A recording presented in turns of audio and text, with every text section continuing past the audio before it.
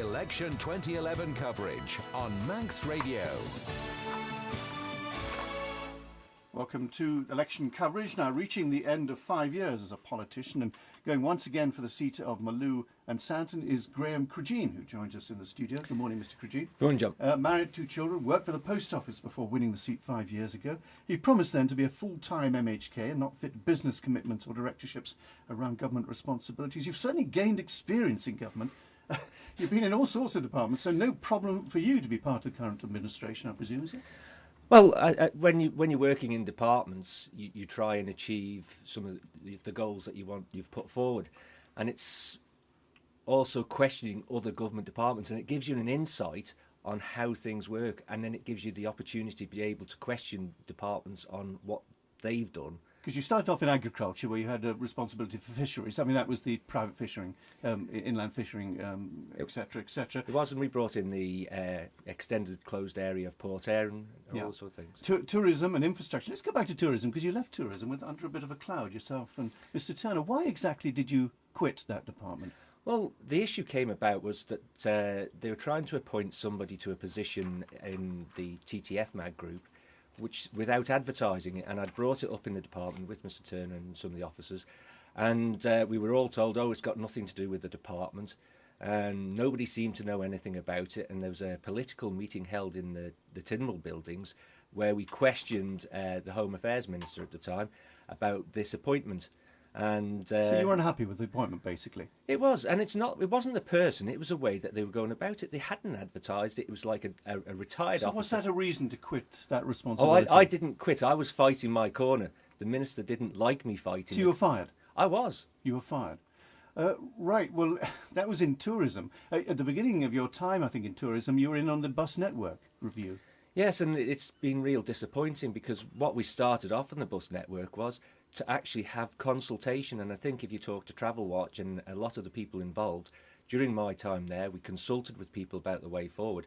And then after I left, it seems to have all fallen apart. You must have been quite glad to sidestep it, though, because it was a thorny issue. It's proved a thorny issue for Brenda Cannell, etc. So you must have been quite glad you were able to put it behind you. No, because I think we were actually getting somewhere. What I feel is that we'd started that initial consultation with the people, asking people what they wanted, and then they've drawn up a timetable and not done any further consultation. I think if they would have done more consultation, asked the people if these services fitted what they wanted, and then came out with a more definitive one, it would have worked. On IRIS, the IRIS scheme, you described it 5 years ago as a disgrace, many areas smelling like open sewers. Is it any better now? It is, and I've worked with the Department of Transport at the time, Peter Winstanley and David Quirk. Because you're in infrastructure now, aren't you? I am now. So you're in a position to do something about this? Well, it's been sorted for the last 2 years, and my constituents in the area have said that there's been very little smell from it, and they've actually started to achieve what they should have done. But it's keeping the pressure on them. So you brought the sweet smell of success with you? Well, one it is to make sure that you keep the pressure on them to make sure it doesn't. And as soon as anybody smells something down there, I've always said to them, phone me up, and I can have a 24-hour contact within that department to chase them up to sort it out. You weren't very keen on the airport extension 5 years ago. You said it should be looked at very carefully. Are you happier with it now? It makes you wonder when you see the figures that they were saying that we were going to come through to the Isle of Man. 1 million people. It was on the cost basis you weren't happy. It was cost basis. It was also that the airlines hadn't been signed up to it. And that was one of the reasons that I was against it, was they hadn't got the airlines on board. They were given the consultants, I think at the time, 10%, which so they you're reduced. Still unhappy about that? It's a lot of money. I voted for it because the things that I asked for, they gave me. They gave me the assurance that the airlines said that they required it, and they reduced the cost to the consultants. So you ticked some of your boxes. Efficient residency control, the present open door policy you're unhappy with.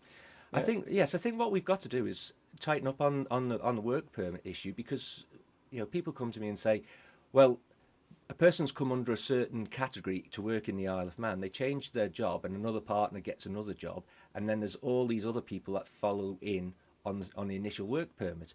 And I'm not against... It should be tightened up. It should be, and there should be more enforcement on it. Accountable and open government. Well, you're part of the government now. Have you been accountable, Mr. Cregeen? I think I have.